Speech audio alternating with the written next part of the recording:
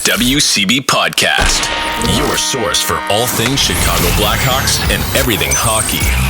With your host, Jarom and Tanner. Let's do it. Jarom and Tanner. That's right. Ready? Set. Start. Go. Start it. Oh, what's up, dudes? It's no. You know I'm going to put whatever you say in there regardless, so. Dude. Welcome to the Windy City Benders podcast. This is your host, Tanner and Jarom. Jarom, how are you doing today? I'm doing good, bud. How you doing? Oh, it's been better weeks recently, but this one wasn't too bad. Could have been a lot better, but it's okay. Well, Chicago Blackhawks kind of. Are we really starting? It's if that's what you want. All right. Well, let's. Dude, this is now an ASMR podcast, so If you can just get really close to the mic and let's talk some hockey. What's up, guys? Before we get into this episode, I just want to take a quick second to ask you guys a huge favor. If you're listening to the show on either Apple Podcasts or Spotify or even on your favorite platform, make sure you are subscribed or following the show. And if you're watching this on YouTube and you haven't already done so, make sure you hit that subscribe button, like this video, leave some comments, share it with your friends. And if you just so you don't miss any future episodes, make sure you hit the little bell button so you get notified when we post new content. We appreciate it. And now let's get back to the episode. This is fucking creeping me out. yeah. Okay, you can start. No, that's all. That's how we're starting. So Okay. all right. So yeah, it was an interesting week in Blackhawk hockey. One note I have written right here, kind of back down to earth a little bit, with what we kind of based on what we've been experiencing so far this season, with the Hawks just completely playing outside of their expectation to what we saw last week. We had some good tests in there. Playing our first like true divisional opponent that, you know, is a true playoff contender, and kind of seeing how we're stacked up against them. You got the defending Western Conference champions in there. Yeah. Oh, I like how you call them the Western Conference champions and not the Stanley Cup final losers. You know what? Put some respect on McDavid. That's okay. The back-to-back final losers. But I mean, well, let's just kick it off with what we were. I tell you what, when you say we brought back down to earth, that's just results-wise. Because honestly, I think the quality of hockey was pretty high, pretty good still. Yeah, it wasn't. I'm iffy on that. Like, I was rewatching some of the highlights, and in some of it, I think maybe it's just more. Maybe I don't disagree on the terms of like it was still pretty solid hockey.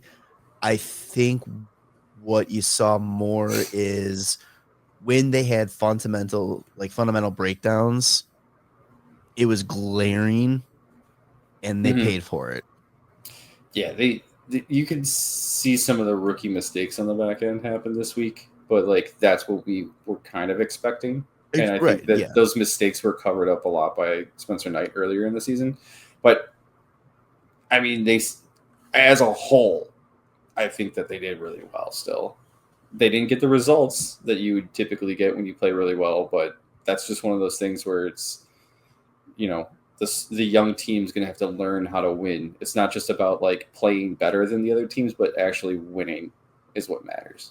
They don't ask how, they ask how many, and that goes for more things than just goals. It goes for your wins too.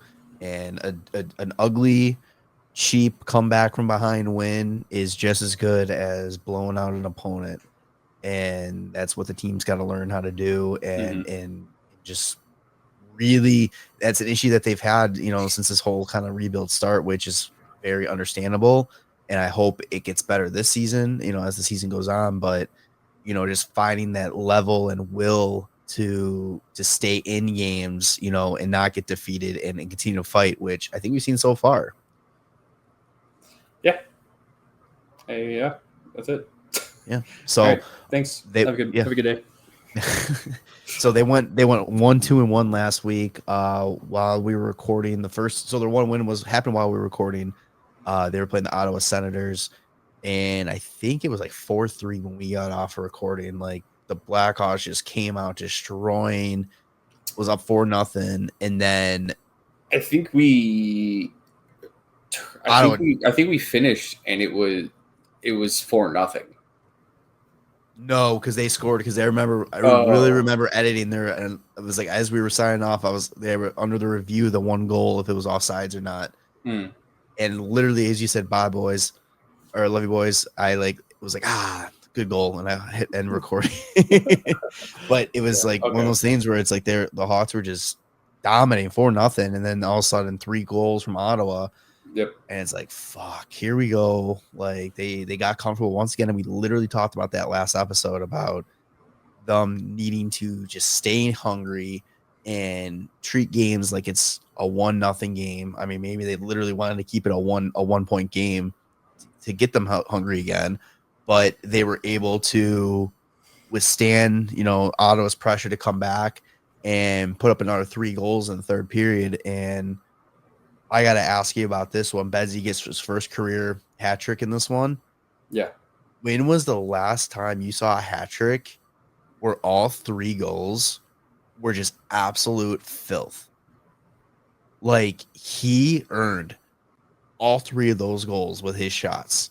I feel like I have no idea. Like, I can't remember like a hat trick that you've seen anywhere in the league where all 3 goals were highlight reel goals.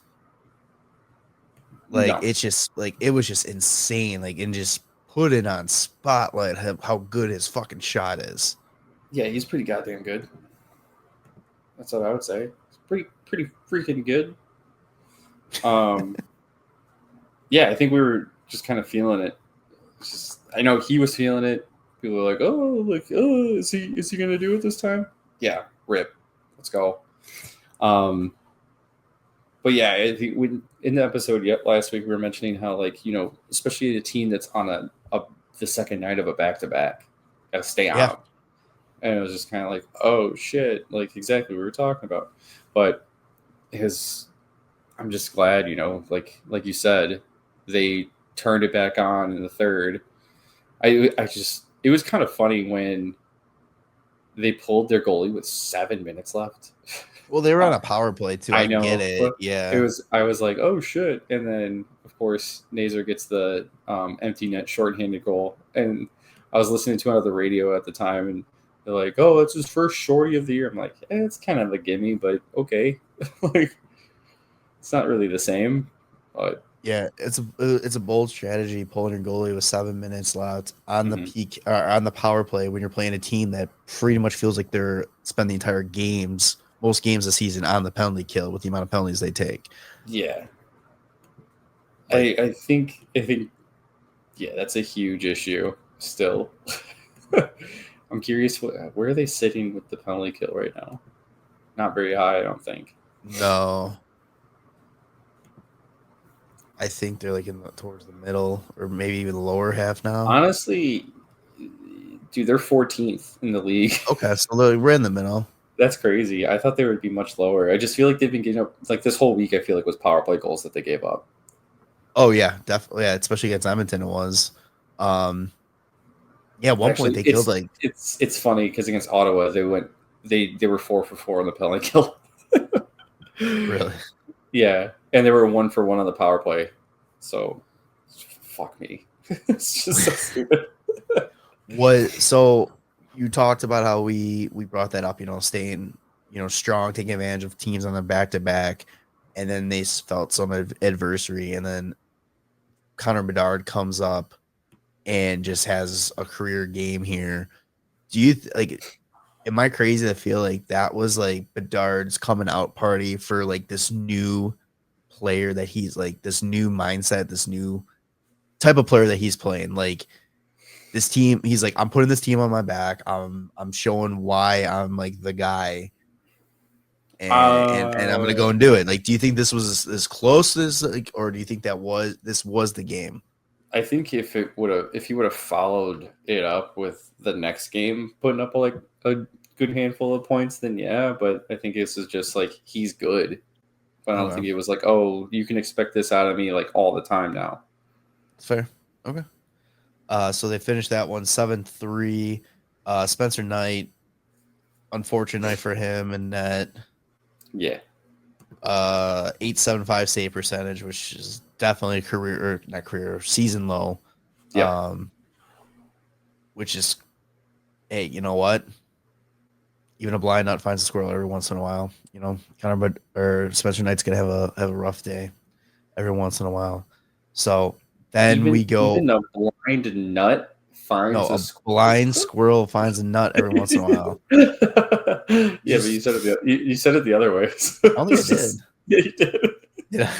I told you I'm tired, man. That's why I was like, wait, what? That's not how that goes, but that was pretty funny. I told you I'm tired, man. Leave me alone. Yeah, I mean, you also can't expect Spencer Knight to throw up a fucking 950 plus save percentage every night.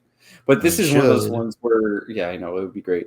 But this is one of those ones where it's really nice that, like, even if he doesn't have an over 90% save percentage, like the Hawks still come out with the W, you know, because like they have the scoring support there, and like those are when you really need it. It's like if your goalie's not, you know, playing like how he has like the whole season, you got to back him up, score some goals, and you know there it came. And the team owed Spencer Knight at least one. You know, he's saved them how many games this year already. So yeah, absolutely.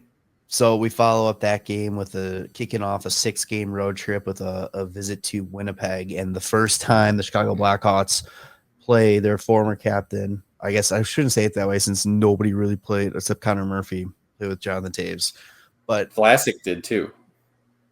That's right. Oh yeah. I just think about it. Oh, also, you're completely forgetting about this, but Tara Vinen played with fucking Taves. Oh yeah. Isn't it the first go round? Yeah. Yeah, I completely forget he won a cup with him. That is true. This one I thought was cool. They let Taves take the opening draw against Nazar, and Nazar wins it. And I just love that because, you know, we talk about you flip Nazar's numbers around and you get 19, and that's the type of player, you know, he's kind of been. And I did I tweeted out the whole Dewey from Alchemino saying the future's now, oh man. I was like, Nazar beats Jonathan Taves. Immediately regretted that because the Jets just fucked up the Hawks right off the bat there. Like that was a rough first period. I mean, it was only they finished 2-1. Yeah, but it just felt like Winnipeg was just all over them, and it definitely was like men against boys in that period at least. Yeah, I don't know if the Hawks were tired or what, but yeah, this was the roughest game of the week. And I mean, you can tell by the score. It's fucked. Yeah, it was. I mean, they cleanly got beat. I don't know too much else. Remember this one too much. I feel like it's been too long. Yeah, I kind of like half paid attention after this first period. I think it was after the Scheifele goal. I was like, "Hey, this isn't looking great." I don't know. I feel like this week was the Hawks after the Ottawa game just weren't able to capitalize on their chances in the last 3 games. Yeah, I was telling you, I'll go hands up. I tweeted to X you guys, and I was like, man, it's so nice for the puck luck to be going the Hawks' way after it being so miserable against us the last few seasons. And I feel like as soon as I said that, the hockey gods were like, fuck you. You guys, that's all the breaks you're getting. And we're taking all the advantages to the other teams now. Yeah. Oh, yeah. But this one finished 6-3. Blackhawks just get handed to him. Spencer Knight fouled his 8.75 game with a 8.13 save percentage. This game did have like one of the filthiest goals of the year with Burakovsky going between his legs and Logan Stanley's legs. It's just disgusting. To make it 5-3. Yeah. Which, I mean, it was impressive that it was 5-1 and the Hawks scored a couple quick ones. Kind of made it a little bit interesting getting back within 2, you know, pushing hard at the end, and just couldn't find the back of the net after that. Bedsy with another 2 points this game, 2 assists. I mean, so that was 6 points in 2 games. I mean, I really think he's starting to heat up and starting to feel himself. Yeah, I don't know. I feel like I want him to score every game too. Not just get assists, but like I would love for him to feel like I would every time he shoots it, I think it's going to go in, and I'm just disappointed when it doesn't, and that's just on me. It's just so funny because it's like you get that mindset, but it's like despite like how good of his shot is, he's more of a playmaker. Yeah, he's going to have more assists than he's going to have goals. Yeah. Yes. So it's like you're just getting selfish now, bud. That's fine. I don't give a fuck. They dropped that 6-3. Then they keep the road trip going on with a trip to Edmonton on Saturday. And this is the one you're talking about, the power play, or I guess penalty kill really biting them in the ass. And when you're playing the Edmonton Oilers with Leon Draisaitl and Connor McDavid. Dude, that's like all Edmonton is just capitalizing on the power play. Because honestly, I think for a majority of this game, the Hawks definitely outplayed them 5-on-5. Yeah. It just watching the game, it just the thing that bothered me is it seemed like the Hawks tried to get way too cute with their passing instead of like just getting it to the net, because Stuart Skinner is fucking shaky as shit. Him or fucking Calvin Pickard, it does not matter. But they would always try and make these like quick little touch passes that were just getting broken up. But you would see like McDavid go into the corner with Vlasic. Vlasic comes out with the puck. You'd see Draisaitl go in the corner with Kaiser. Kaiser comes out with the puck. You see Bedard going at it with like one of their defensemen. He comes out with the puck. I'm like, they were dominating them 5-on-5. The only problem is they took some penalties, and that's where they capitalized. And then it's overtime, and you get fucking McDavid, Bouchard, and Draisaitl out there. And it's just like, okay, we're doing the regroup game. Now we scored. It's like, cool. What a fucking great time that was. It's a fucking cheat code with Draisaitl and McDavid out there, and Bouchard. It's just like, I don't know if that's just the situation you throw anybody out there, and you could put a scarecrow out there. Just have it like set up right in front of the net, and as long as you're not outside, it's probably going to go off in a minute. I mean, power play goal to kick off the score in the second from Leon Draisaitl, from Nugent Hopkins and McDavid, and the Hawks tied up with a power play goal from Tyler Bertuzzi, off of a sick, again, Connor Bedard. I know it's not a goal, but him, the patience he had, and then able to get it through to Bertuzzi in front for the nice little tip in, and hats off to Bertuzzi too, stopping him with his skate and making sure to tap it in before it being like a kicking motion on that. Gotta enjoy that kind of move too on the power play, because I honestly don't know how much longer teams are gonna give Bedard that much room to play with. Yeah, it was pressure was a little more passive on the penalty kill, and like that's the thing with like the Hawks penalty kill too, is like they're gonna give up some goals, but like the penalty kill being aggressive, I think is just way better than the passive shit that they've done in the past. Yeah, it's just some bounces don't go your way. Or, you get Leon Draisaitl, who's one of the best goal scorers in the fucking league, to just rip a shot from top of the circles. And, yeah, it's tough to stop that one. And then the second Edmonton goal was also on the power play. And this one, that's just kind of, what are you going to do? Nazar takes out McDavid. Yeah. Big hit on there, which if you listen to the Edmonton broadcast, which the highlights or the recap was, because I rewatched it today, and it's Edmonton like, oh, McDavid just plows through Nazar to make the play. And I'm like, I don't think that's how it happened. That wasn't the first goal, right? No, that was the second goal. No, it's the first one. The second one, because it was when the puck went to Rosovic. Watch the replay for the Draisaitl goal. It's literally, that's the one where Nazar fucking drops McDavid. You're right. I was like, I'm trying to watch like the little goal visualizer. I'm like, I don't think that's the one. No, this one was just McDavid again. What I just said about Bedard, McDavid getting way too much space and just be able to fucking pass it on a goddamn dime, threads the needle to get to Rosovic, who's backdoor for the tap in. Yeah, he's pretty good like that. It's basically the Bedard to Bertuzzi. It's backdoor, just get stick on it, tap it in. completely forgot too that the fact the penalty that's ended the first and Draisaitl scored with just barely any time off that like clock. It's like 0.1 and it's like it's in the crease and it's 0. It's not over the goal line yet. And we're like, whoo.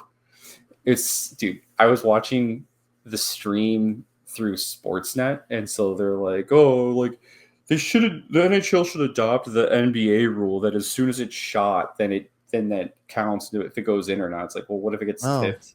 Like, what if it hits something? Like, that's stupid. No, it's got to cross the line. Yeah, no.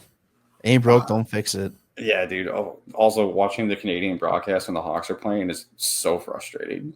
It's like, why? How come on all of these streams that are available, they're all Sportsnet? And then also completely forgot, this is the game where it was World Series Game 7 going on. So the stadium's erupting every time the Blue Jays do something, but nothing's going on the ice. Well, yeah, it's insane because apparently they were playing it on the Jumbotron. Yes. They were instead of like the on ice stuff. No, they had like a dual screen on the. Oh, was it dual screen? Okay, yeah, which is hilarious. They asked McDavid, they're like, "What'd you think about that?" He goes, "Yeah, no, that's distracting." Yeah, absolutely. Like the play is just developing behind the net, and everybody starts losing their mind. It's just like, holy shit! Come on. Anyways, Hawks tie this one up. Burakovsky with another goal.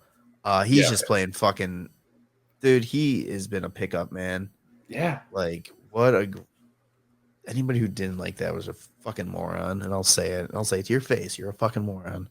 Yeah, dude. Leading into the season, that's what I was saying the whole time. I was like, this guy was playing with injury problems in Seattle and wasn't given top 6 minutes, and they're just depending on him in the third and fourth line roles. Of course, he's not going to score. Now he gets to play with Bedard. Also, Ryan Green on that line looks great. Levshinov has 5 assists at that point. That was his 5th assist of the year, and he's been looking good. He has more points than Rinzel, which I not think would be the case at this point. Yeah, Rinzel's kind of been like, I think a little invisible. I don't think so. I think he's been very visible. So? I think it's just the bounces have not gone his way at all. Yeah. Like he gets like a good shot off, just misses the net, or like just tips a shin guard, just tips a skate. He's been making so many good moves at the blue line, like zero, like any kind of panic. You know, he's the last guy back, and he still tiptoes around a guy at the blue line, finds somebody down low, makes a lot of great passes back and forth with Bedsy and Nazar and all the guys on offense. It's just, it just either doesn't go in for him or right after he moves the puck. So he hasn't showed up on the score sheet, but I think he looks great. Also defensively, he's been looking really good too. He has not been backing down from anybody in the corners, holds his own, gets the puck loose, especially in this game too. I was mentioning Kaiser and Vlasic coming out with the puck, but he did a lot of that shit too. Like the young kids look great on the back end. Yeah. So, all right.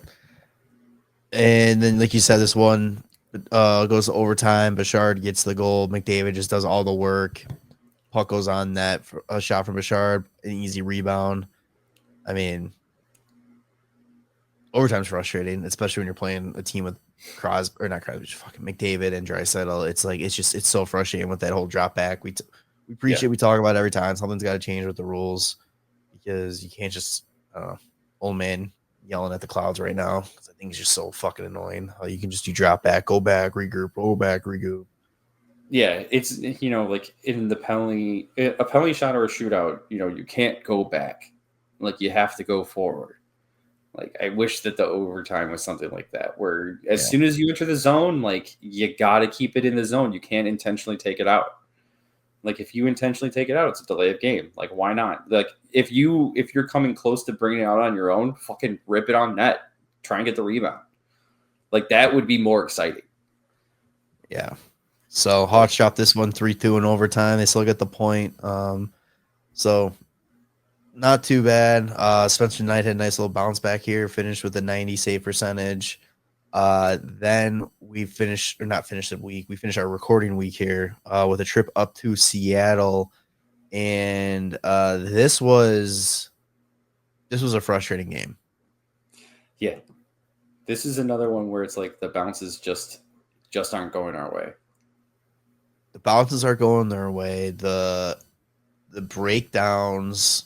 I mean, the first goal, it was a good play shot. You know, like there's nothing you can do on that one. He just threw it on net and it didn't touch anybody. It bounced off of Soderblom's glove. Did it really? That was the only thing it touched. Yeah. I'm trying. I can't remember if it was the second goal or the third goal was what I was kind of hinting at, where it was like, you know, the mistakes are. Oh no, it was the first or second goal. Sorry, I know it was a penalty kill. Yeah. But everybody was chasing, looking at the puck, and you had Beniers just wide open in the slot with nobody near him for the easy goal. That's what I was kind of mentioning earlier, where it's like I love the aggressive penalty kill, but like that's what ends up happening sometimes is because you if you follow the play, like the puck gets out wide to the far defenseman and Kaiser's the closest one, so he's stepping up, and then it's Crevier going behind the net, and like at that point you need either Ryan Green or Mikheyev to step into the middle, but they're all kind of like trying to scan the area, see what's going on. It just felt like very quickly. Yeah, it just felt like the urgency. I know it was a quick, like, bang, bang play, and it's easy to Monday morning quarterback and watch it when you're watching slow-mo. But it's like, if you're going to play aggressive like that, I feel like you have to be ready to be aggressive to get back into the play as well. Mm-hmm. You know, like back to the front of the net. It just kind of felt like the three other guys were just kind of floating there, and then we're like, oh, shit, we should probably, stick out and all that. Yeah. And Soderblom there too. I mean, I'll talk about him in a second, but like he also just was like dead man walking right there, just throwing his body at the puck, trying to stop something there. I think it was also just like a really great pass by Everly. 100%. Like just up behind the back, like throw it right on the tape. Beautiful. Beniers has all day. Beautiful pass. Hawks get within one again. Burakovsky with another goal. Bedard with another assist. Third game in a row, right? Burakovsky scored. I believe so. Yeah, he sucks though. Yeah, he does. And I mean that too. Like absolute great effort by Bedsy on that. Mm-hmm. I mean, he's coming in. He gets the puck into the defensive zone, and he's skating up. He makes a nice little chip around the defender and fights through the check to get it over and wide open. I mean, again, he's a different player this year. Yeah, and it's fucking awesome. Yeah, I fucking love seeing it. I love the extra effort, and I love that he finally does have guys around him. I don't know if it's just the guys around him are better, or it's just they're all playing with more confidence. Both. I think it's a combination of. I love, too, that, like, I told you this, like, way earlier before we recorded, like, earlier in the day, but Bedsy went 10 for 14 at the dot, and everybody's like, "Oh, he's got better at faceoffs." It's like, one, he got better at faceoffs. Two, he got better at skating. But the funny thing about the 10 for 14 is that every faceoff was against Chandler Stevenson. It's 71% at the dot against Chandler Stevenson.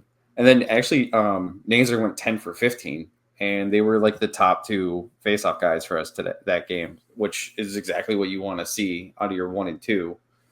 Oh, also, dude, this is fucking Oliver Moore call-up game. Yeah. And he looked so goddamn good. Yeah, he was flying out there. I mean, he is zippy, I tell you that. He's definitely gonna make an argument for not getting sent back down right away, Like he definitely so far has earned a little bit more of a look. They also sent down Landon Slaggert to Rockford, which, hey, I like Slaggert, and I think people like Slaggert, and anybody that might be getting down on him, he's getting sent down and all that kind of stuff. This is the time for that. You want to give. We talked about this before the season started. Was you want to use this time to rotate the kids in. Somebody's having an off few weeks. Someone's struggling a little bit, and they need a little bit of reset. You send them down. Next kid up, and you just work through it. And then you're getting everybody NHL experience, game time experience.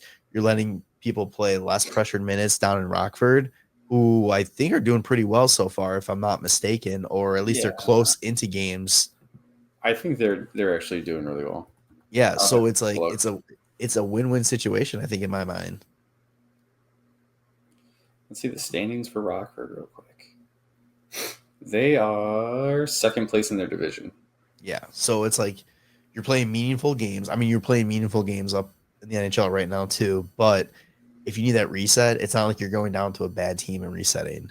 You're going down to a team that's competing and winning and is looking like a legitimate Calder Trophy contender.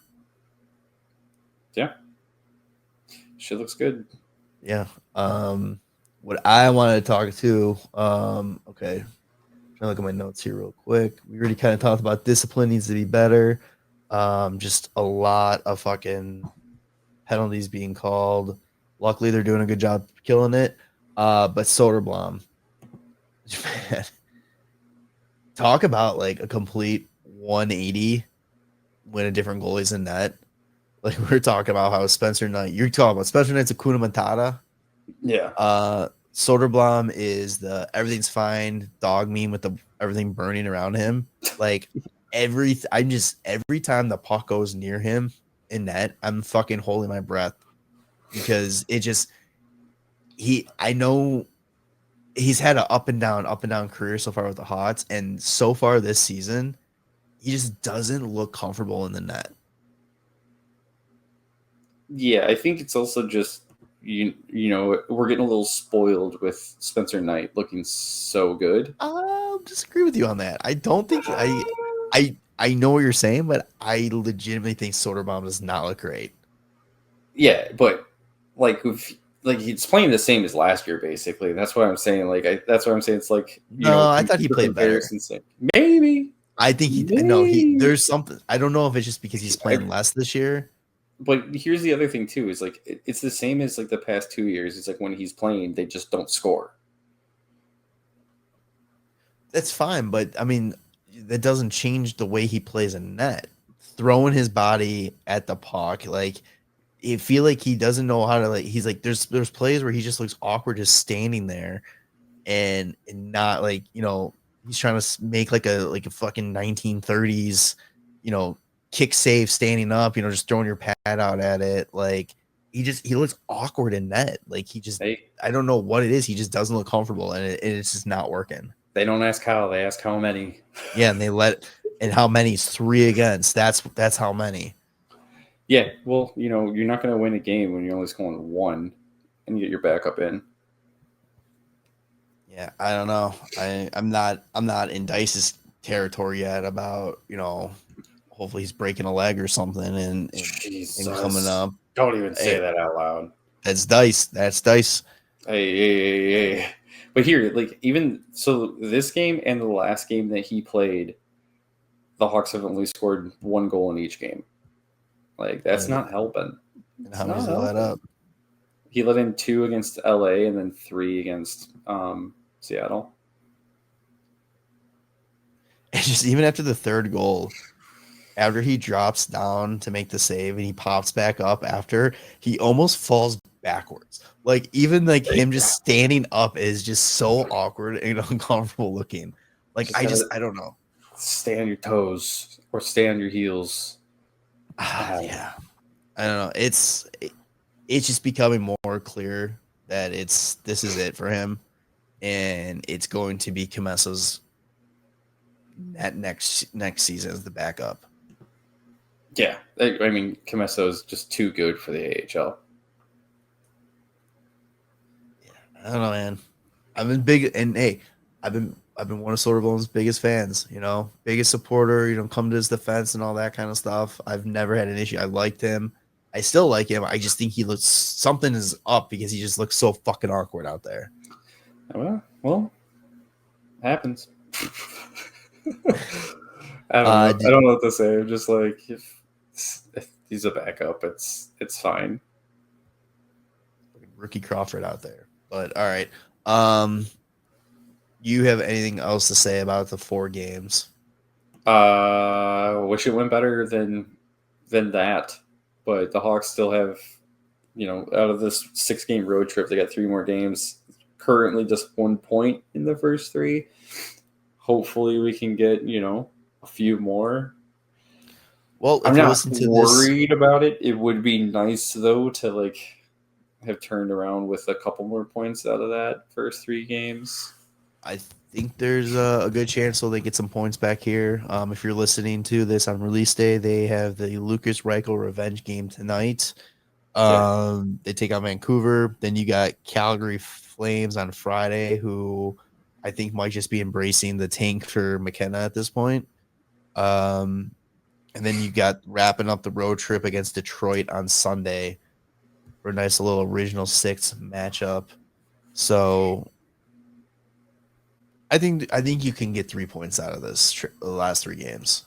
Yeah, at least 3 points. Like I said too, like they weren't like the score is not reflecting how well they played in those games. Like they just haven't been able to finish, but they've been looking so good. Like they outshot Seattle, especially in the second period. I think it was like 15 to fucking 5, 14 to 5. So stuff like that, man. I'm just like, the bounces just don't happen, or that's like a scramble in front of the net. One person gets a little bit more on the puck than one of our guys, and it's like, fuck, come on. Like some of these have to turn over, and eventually they will. I'm pulling up like stats for so we'll do 3 stars here, and I'm looking at the goalie stats.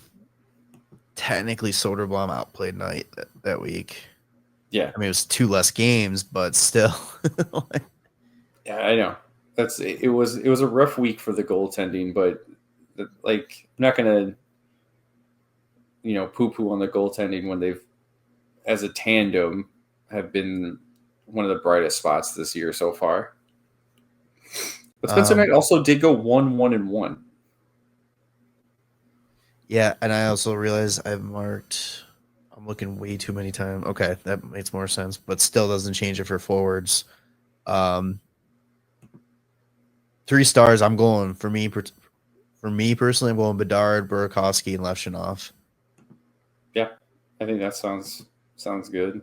Like Bedard 3 goals, 5 assists, and 8 points in 4 games. Burakovsky 3 goals, 3 assists for 6 points in 4 games. Both of them were +5. And Levshunov had 3 assists in 4 games, and he was a +1. Yeah, it's pretty good.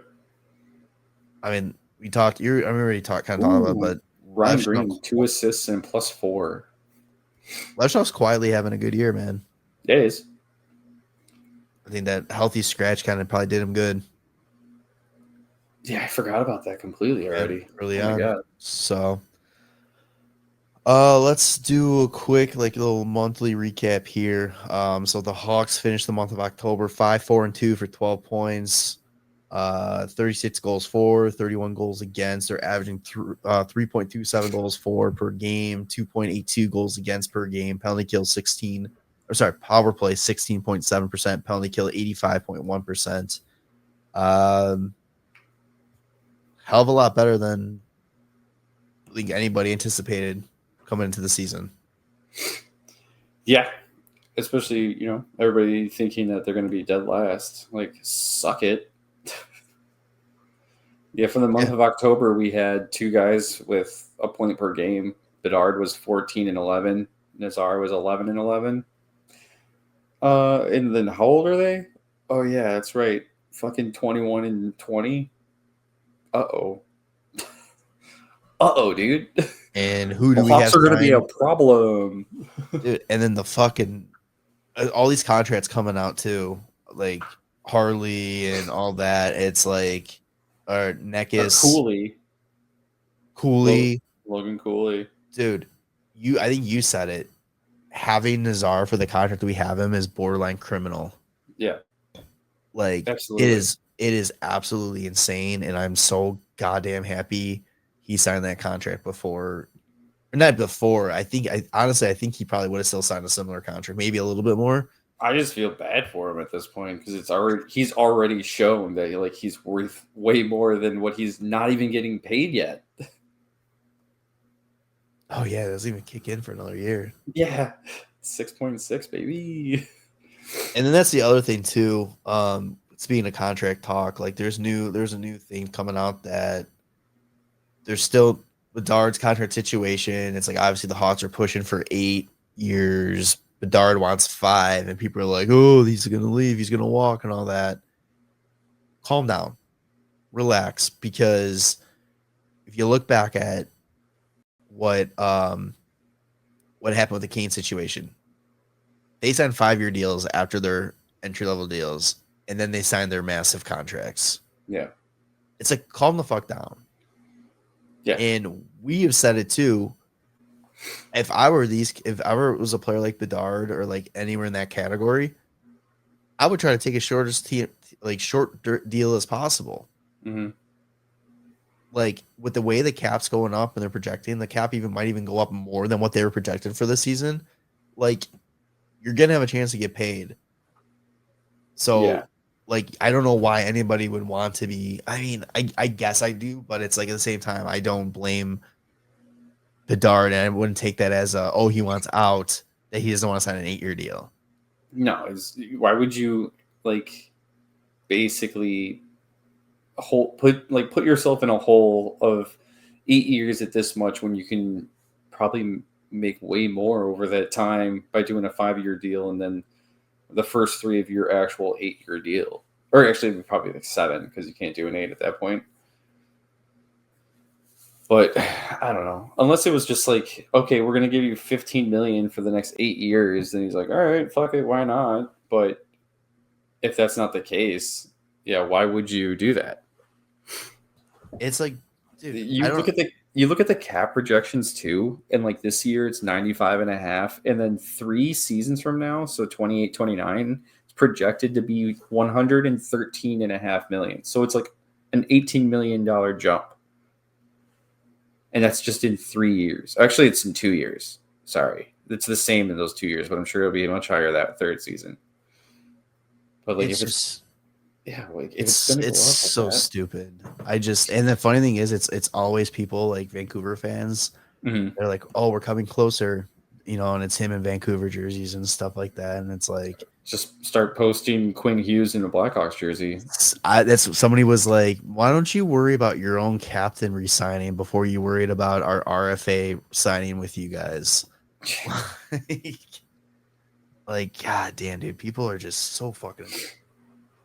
And the last thing I want to talk about Patrick Kane or Connor Bedard as Patrick Kane though too is because there was that graphic going around like comparing Kane and Bedard through 162 games. Yeah. So I pulled up 163 since one more game has been played since that, happened.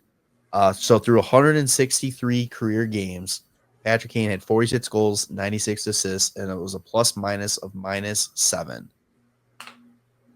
Bedsy, 51 goals, 93 assists, and his plus-minus of -73. Hey, baby. Plus-minus is a useless stat. That's just so funny. But again, if anybody's worried about Bedard being, the guy or, not being this like hot shot guy, or living up to the hype of the overall pick, dude, it just shows you gotta relax. Yeah. Just let things develop. I understand you there's different hype. Know puck. You don't know puck. And I understand there was different hype between Bedard and Kane. But I also think that the hype behind Bedard was poorly placed. Oh, I think it's just timeline. Kane came in at the very end of the rebuild. Bedard came in at the very beginning of it. Like, that's it. And that's fair too. They have similar stats. Literally, fucking Kaner came in with Taves, so he had somebody to play with, and came into a team that had Marty Havlat, early days of Patrick Sharp, like young Keith, young Seabrook, like a bunch of young guys. Bedsy came in, and it was like, this team will not be anybody that you have in a few years. Here's Corey Perry, Nick Foligno. Yeah. And it's just, as much as I love Nick Foligno, like, he's not, the offensive producer that can really help out like Marty Havlat with like Kaner and Taves, like, and then his second year they had fucking Hossa, or third year they had Hossa. I can't remember now. Third year. Third year, yeah, because it was the conference final. They lost to Detroit, and then they went and got the Hossa. Oh, that's right. His rookie year, they just missed the playoffs. The second year, they went to the conference final, and then the third year, they won it all. Yeah. It's like, yeah, Bedsy wasn't put on a team that could win the cup in fucking 3 years when he was drafted. It's like, and does he get any credit that he's technically out producing Kane in that time frame in points? They're similar, but he is technically out producing him, and he's doing it with the supporting cast that he has. First line minutes. Like, it's insane. Like, I'm sorry. We gotta give Bedard his flowers when they're due. I'm sorry. Gotta do it. I mean, and like, if this is any show as well that like he's on a Kane projection, it's like that's great still. Patrick Kane's the best American-born player of all time. Like, we're getting a second fucking coming of Patrick Kane. Like, how cool is that? And everybody thinks that like that Bedard's not good. Like, what do you? Kane's fucking super good, but Bedard's not good. I don't get that. The issue is that they said that they put that stupid generational talent tag on him, and that immediately makes people think McDavid, Crosby, and all that kind of stuff. And I just think that tag doesn't exist anymore. Every single like person coming up in this league now, hockey is getting so good to the point that anybody is coming into the league, drafting within those first 5 picks, is going to have a chance to be an absolute stud superstar in this league. Like, I don't think that you're going to see, and I could be wrong. I could be just talking my ass, but I don't think you're going to see a total standout superstar player like a McDavid, like a Crosby anymore. I don't think that exists anymore. Everybody is just getting so good now. That's true. We still have a McDavid and a Crosby though, so like it's I'm just saying. You know what I'm saying though, like future classes and all that kind of stuff. No, I know, but like McDavid is like 10 years off, right? And like I think it's still possible to have somebody just ascend so high. I don't know if we're gonna get him like right out the draft like those two, But like you can get somebody like Kucherov who was drafted fucking second round. Yeah. And then ends up being like, the fucking leading point getter for the last 2 seasons. That's what's crazy to me is like Kucherov is so fucking good, but nobody talks about him being like a generational talent. Because he's Russian, man. Because he's Russian. Yeah, exactly. That's what it is. You don't smile. Also, do you consider McKinnon a generational talent? No. Which is crazy because he's almost just as good as McDavid. I think it's just the fact that McDavid put up over 100 points in that shortened season, and then put up over 150 fucking points too. Like, nobody's done that in so long. One of the fastest players to 1,000 points. One of the fastest players to 1,100 points. Yeah, it's tough. It's crazy. Yeah, the way. See, and that's the thing too, and it's like I guess that's a whole conversation. Is like, do you consider McDavid a generational talent too? Yeah. Like, what is a generational talent? Probably just a guy that can fucking take a team that has no shot at winning and actually help them win. I have no idea. That's definitely not McKinnon then, because he was not good his first few years. That's exactly Bedard has been way better in his first 3 seasons than McKinnon has, or was. And like, if people look at McKinnon and are like, that guy's really fucking good, and then you look at Bedard and go, why is he so bad? It's like, what are you fucking talking about? Learn some hockey history. That's the thing. And Bedard, what he has against him is he wears the Indian head on his sweater. That's what he's got going against him. That's all it is. I'm 1,000% convinced on that. And that's not even me just being a Hawks fan bias. Like, oh, you just hate my team. No, it's 100% true. And you can't look me in the eyes and tell me that it's not. Yeah.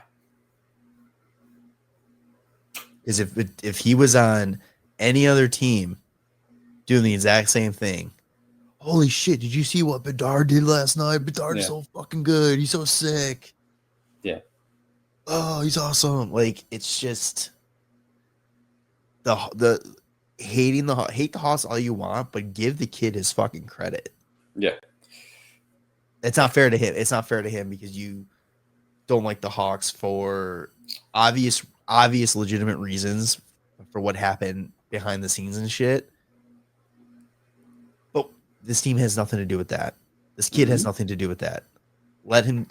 Give him the credit that he deserves for doing what he's doing in a shitty situation. Better situation now, but what was a shitty situation him coming into. That's all I'm saying. All right. Off of my soapbox on that one. Let's go to the farm. Oh, okay. Oh, hey there. It's at the farm. Fucking Roman cancer off, man. You heard of him yet? Because the kid is leading the fucking KHL in goals still. And he looks really good. What was it?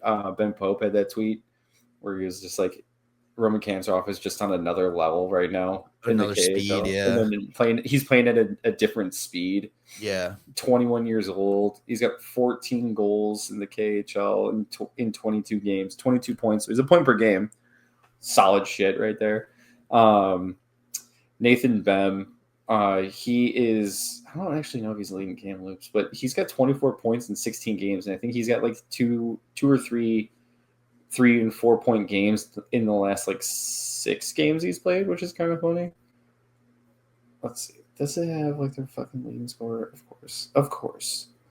Anyway, Marek Vanacker is leading the OHL in goals, which is not too shabby.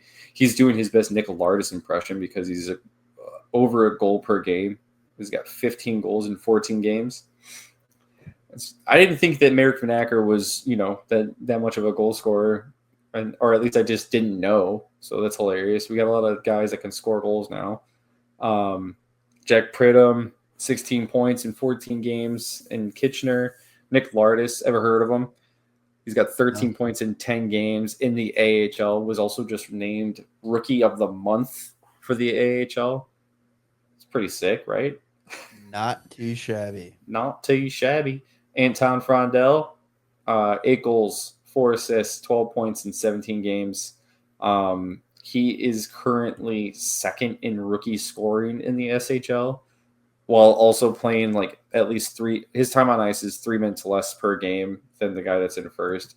But I think we kind of went over it last week where he had a couple games where he played like 2 minutes and then like 9 minutes.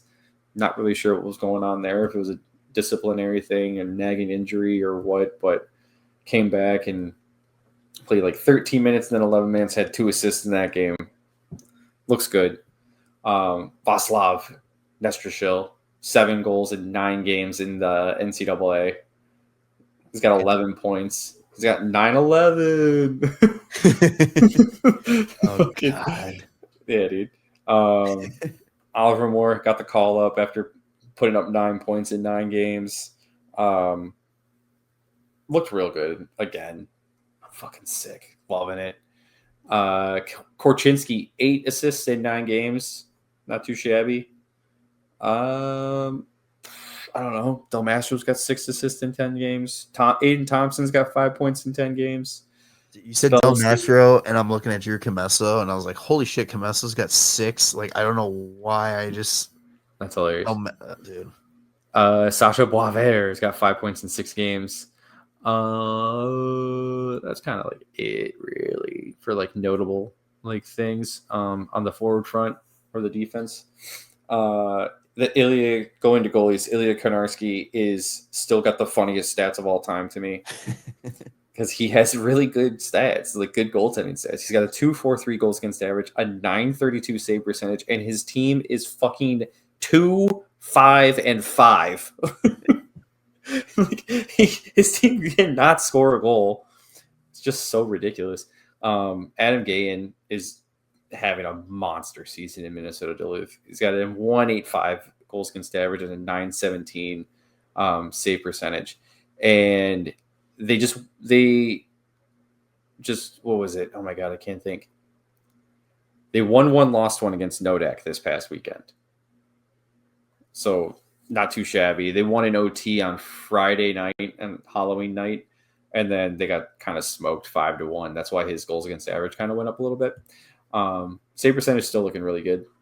And then I'm surprised at the Ice Hogs because I'm pretty sure they had like back-to-backs this week, and then they just went with Comesso both games, apparently. Good. Give him all the reps he needs. I mean, it would be nice to see more of the Berezhnoi kid. They will when they call up Comesso and send down Soderblom. I'm just surprised though. Like, if I gotta take a look at this though a little bit more in depth. Where the fuck is it? Why can't I look at the past? Oh, past results. God, I'm so dumb. Yeah, they played like the Colorado Eagles, like the 24th and the 25th. And I'm pretty sure Comesso played both games. And then they played Grand Rapids on the 1st and the 2nd. Jesus. I mean, just like, you don't have to play him every single game. Yeah, but it's a lot funner if you do. Oh, he didn't play this game. What is happening? Oh, Mitchell Weeks. I forgot he was on the team. He played. Was Berezhnoi hurt? I'm like wondering why he didn't play because his 2 games that he's played, he's got under a 2 goals against average and a 9.44 save percentage. Maybe he's hurt. I don't know. It's hard to fucking tell. I don't really find a lot of news about the AHL team. It's not like it's posted very obviously somewhere because I'm kind of dumb and I need it to be obvious. Anyway, that's it. Here we go. Medical update. Medical update. Yeah, he's hurt. Upper body injury. That makes more sense. Okay. As October 24th. And just so you know what you're looking for, to find news really easy. If you go on the Rockford website, there's a news tab. Oh, yeah. But I have to go to Rockford's website to do that. It's so funny that Rockford's got the 100-year patch on their jersey. They've been there for 100 years too. You didn't know that? Where is it? Yeah, it's insane. Rock Vegas, baby. All right, well, that was a good farm report, bud. Hey, thanks, buddy. All right, let's wrap this up. Okay. NHL. What do you got? What do you got? I don't know. I'm asking you.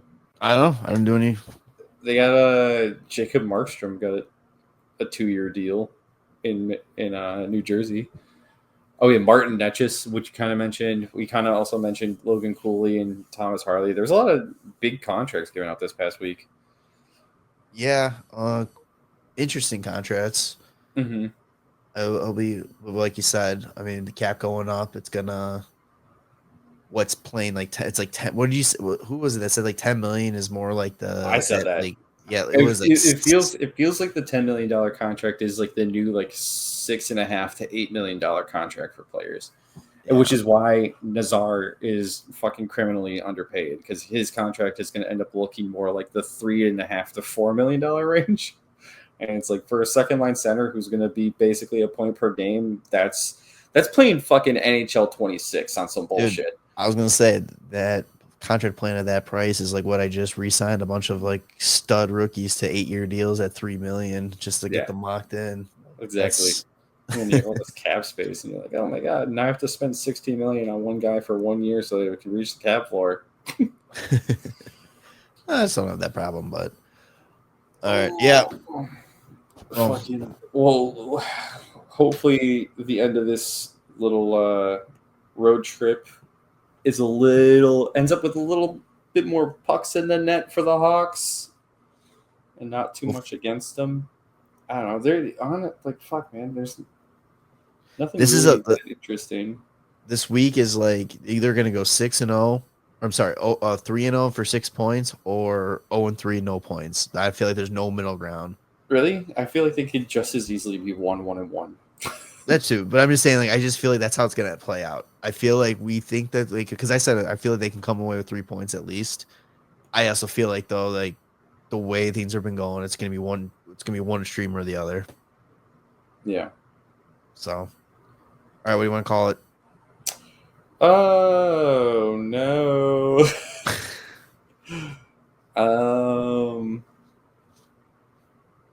Call it back to earth. Yeah, sure. That's probably makes the most sense. All right, make sure to follow us on your favorite podcast platform. We're on all major platforms, including Spotify, and Apple Podcasts are the big two. Subscribe to the YouTube channel, social media at WCB Podcast, and we will see you on the next one. All right, love you, boys. Bye. Thanks for listening to the WCB Podcast. Be sure to subscribe wherever you heard this podcast. To connect with Jarom and Tanner, check out the boys at WCB Podcast on all social media. We'll see you next time.